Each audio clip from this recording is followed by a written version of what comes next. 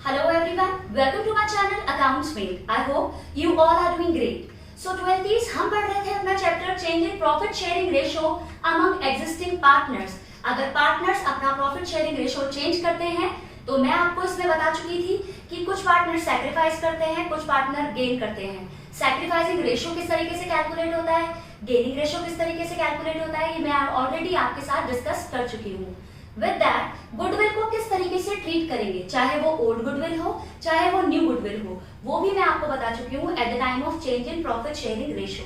तो आज हम थर्ड टॉपिक कवर करेंगे, that is revaluation account. Revaluation account मतलब अगर प्रॉफिट शेयरिंग रेशो चेंज हुआ है और असेट और लायबिलिटीज की वैल्यू बढ़ और घट रही है तो उनके इंक्रीज और डिक्रीज को रिकॉर्ड करने वाले अकाउंट को रीवैल्यूएशन अकाउंट बोला जाता है। करेक्ट। तो रिवैल्यूएशन अकाउंट बेसिकली क्या कवर करने वाला है, असेट और लायबिलिटीज की वैल्यू में होने वाले फ्लक्चुएशन को, अगर वो बढ़ी या घटी तो कितने से बढ़ी कितने से घटी, वो अमाउंट आप रिवैल्यूएशन अकाउंट में रिकॉर्ड करते हैं। Correct. With that revaluation account अगर सिचुएशन है और बोला गया है कि रिवैल्यूएशन बनाइए तब क्या करेंगे, और अगर बोला गया है कि आपको रिवैल्यूएशन नहीं बनाना या असेट और लायबिलिटी को पुरानी वैल्यू पर अपीयर करना है तो उस सिचुएशन में आप क्या करेंगे, ये चीजें कवर करेंगे यहाँ पे। तो सबसे पहले रिवैल्यूएशन अगर बनाना है तो किस तरीके से बनाना है ये देख लेते हैं। रिवैल्यूएशन का अगर फॉर्मेट देखें तो particulars amount two side by side. Revaluation के क्रेडिट साइड आप कवर करोगे जितने भी आपके फायदे हैं। फायदा किस किस रीजन से होगा आपको, अगर असेट की वैल्यू बढ़ जाए फायदा, अगर लायबिलिटी की वैल्यू रिड्यूस हो जाए, नई वैल्यू रिड्यूस हो जाए फायदा, अगर कोई unrecorded asset books of account में आ जाए तो फायदा। अनरिकॉर्डेड असेट मतलब कोई असेट है जो आप कंप्लीटली राइट ऑफ कर चुके हो बुक्स में, आज उसकी कोई रियलाइजेबल वैल्यू है तो उसे अनरिकॉर्डेड असेट बोल दिया जाता है और वो बाय साइड रिकॉर्ड होगा क्योंकि वो फायदा है। ठीक। इन सारी चीजों का ऑपोजिट मतलब अगर असेट की वैल्यू रिड्यूस हो जाए तो नुकसान, तो यहाँ क्या कवर करने वाले हैं आप, लॉसेस। असेट की वैल्यू रिड्यूस हो जाए तो यहाँ लिखेंगे जितने से रिड्यूस हुई। लायबिलिटी अगर बढ़ जाए तो नुकसान यहाँ लिखेंगे। अगर कोई अनरिकॉर्डेड लायबिलिटी है, कोई एक्सपेंस है, ड्यू है, आपने पे नहीं किया तो आप उसको यहाँ रिकॉर्ड करेंगे। करेक्ट। अब क्रेडिट साइड में से डेबिट साइड को माइनस आउट करके अगर बैलेंसिंग फिगर आपकी इधर आती है तो वो प्रॉफिट आप डिस्ट्रीब्यूट करेंगे among old partners in old ratio.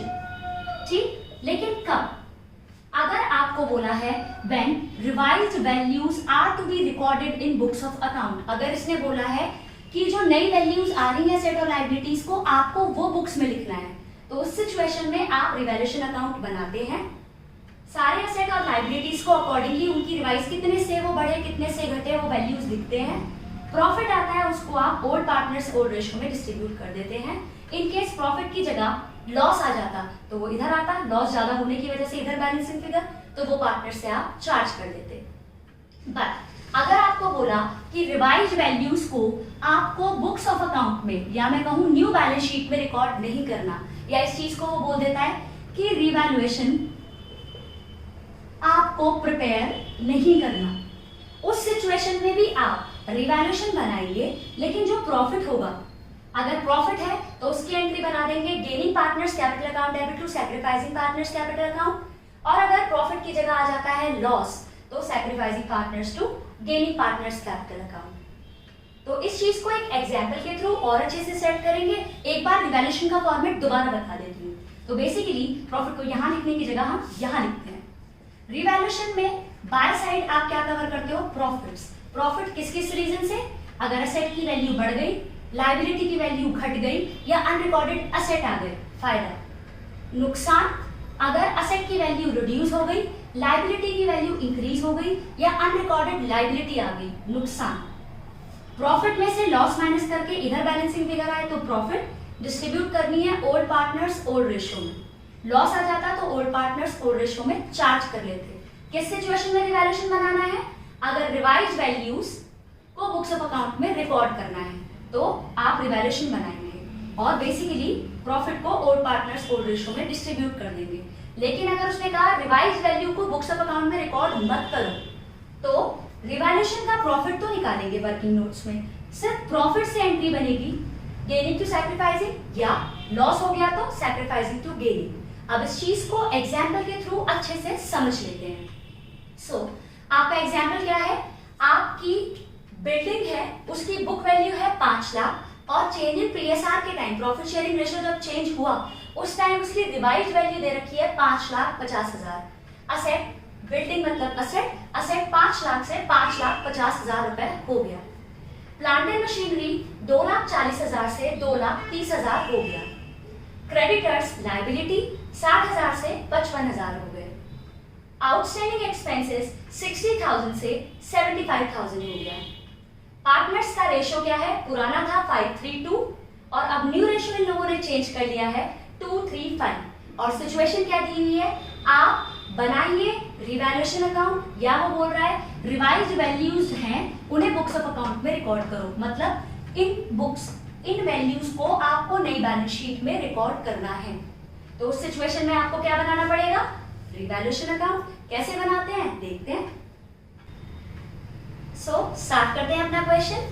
आपकी बिल्डिंग 5 लाख से 5,50,000 हो गई, असेट की वैल्यू बढ़ गई, फायदा या नुकसान, फायदा।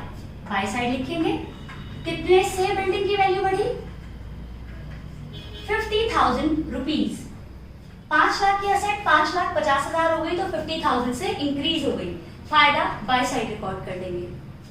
Plant and machinery again asset 2,40,000 की प्लांट एंड मशीनरी 2,30,000 की हो गई, मींस असेट की वैल्यू रिड्यूस हो गई। रिड्यूस हो गई तो फायदा या नुकसान, नुकसान। कितने से, 10,000।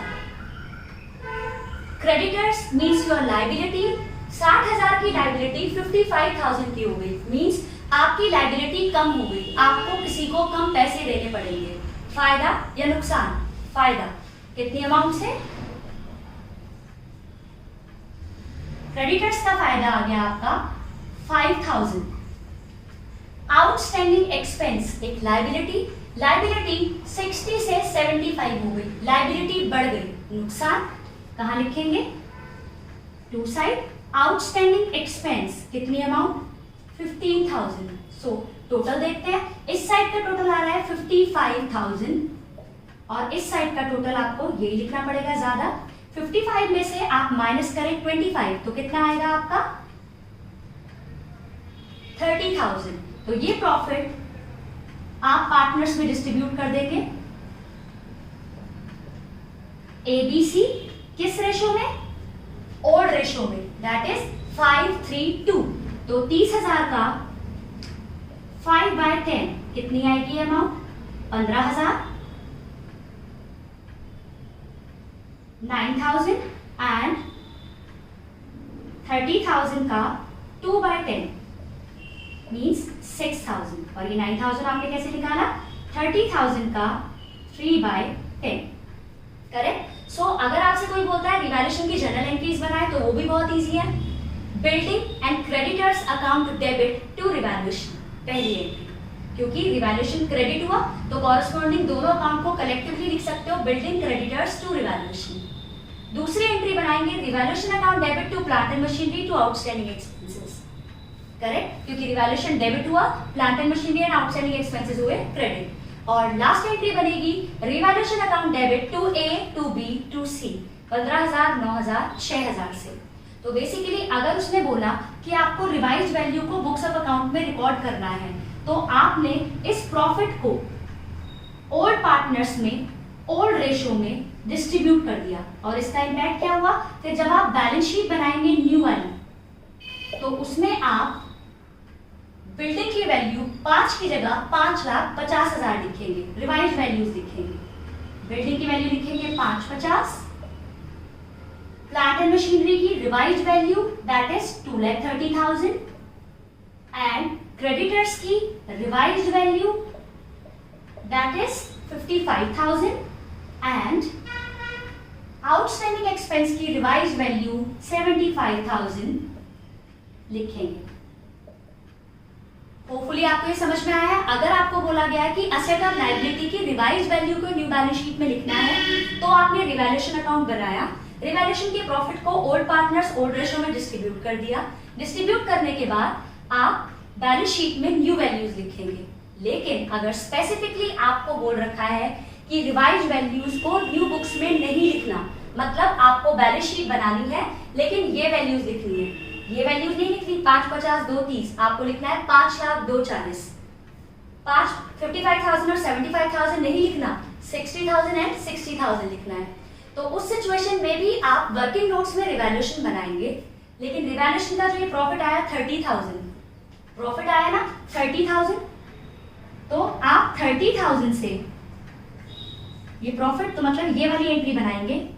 कौन सी entry? Gaining to sacrificing, gaining to sacrificing. अब गेनिंग टू सैक्रिफाइसिंग के लिए आपको ओल्ड रेशो और न्यू रेशो दोनों की जरूरत है। तो ए का सैक्रिफाइस अगर हम निकालें तो क्या होगा? सन से याद किया था हमने ये। ए का सैक्रिफाइस आएगा 5/10 माइनस 2/10, मींस उसने सैक्रिफाइस किया है 3/10। बी का सैक्रिफाइस देखें, बी का सैक्रिफाइस है 3/10 माइनस 3/10, 0, इसने कोई सैक्रिफाइस नहीं किया। सी का सैक्रिफाइस कैलकुलेट करते हैं। सी का सैक्रिफाइस है 2/10 माइनस 5/10, तो इसने सैक्रिफाइस का ऑपोजिट इसने कर दिया गेन। तो आप, क्योंकि प्रॉफिट आपने निकाल लिया 30,000, सेम सिचुएशन, लेकिन अगर कहा रिवैल्यूएशन मत बनाओ या असेट और लायबिलिटी को ओल्ड वैल्यू पर ही लिखो किताबों में, तो आपने प्रॉफिट जो कैलकुलेट किया वर्किंग नोट्स में, उस प्रॉफिट से आप एंट्री बना देंगे गेनिंग टू सैक्रिफाइसिंग। गेन कौन कर रहा है? सी। तो C's capital account debit to A's capital account. और अमाउंट कैसे निकालेंगे? 30,000 का जो भी गेन है 3/10, ये कितना आएगा आपका? 9,000। सो होपफुली आपको समझ में आया कि रिवैल्यूएशन अगर आपको असेट और लायबिलिटीज को न्यू वैल्यूज पर लिखना है तो आप रिवैल्यूएशन बनाएंगे, प्रॉफिट को ओल्ड पार्टनर्स ओल्ड रेशियो में डिस्ट्रीब्यूट करेंगे और बैलेंस शीट को न्यू वैल्यूज पर अपीयर कराएंगे। बट अगर आपको रिवैल्यूएशन बनाने के लिए मना किया है और असेट और लायबिलिटीज की वैल्यू हुई फ्लक्चुएट, तो भी आप वर्किंग नोट्स में रिवैल्यूएशन बनाएंगे और उसके प्रॉफिट को लिख देंगे। प्रॉफिट 30,000 अगर आया तो प्रॉफिट से एक एंट्री बनाएंगे गेनिंग टू सैक्रिफाइसिंग, जैसे मैंने बनाई प्रॉफिट से सी टू ए, सी ने गेन किया था और ए ने सैक्रिफाइस किया था, तो सी से कितना चार्ज कर दिया? 30,000 का 3/10 एंड उसको जिसने सैक्रिफाइस किया था उसको दे दिया, सिर्फ उसका अफेक्ट डाला। इस सिचुएशन में आपको बैलेंस शीट में ये वैल्यूज लिखनी है, लेकिन अगर आपको बैलेंस शीट में ये वैल्यूज लिखनी है तो पूरा रिवैल्यूएशन बनाओ और प्रॉफिट को ओल्ड पार्टनर्स ओल्ड रेशियो में डिस्ट्रीब्यूट करो। आई होप आपको ये समझ में आया है। अगर आपको मेरी वीडियो अच्छी लगती है तो इसे लाइक कीजिए, शेयर कीजिए, subscribe my channel. Thank you.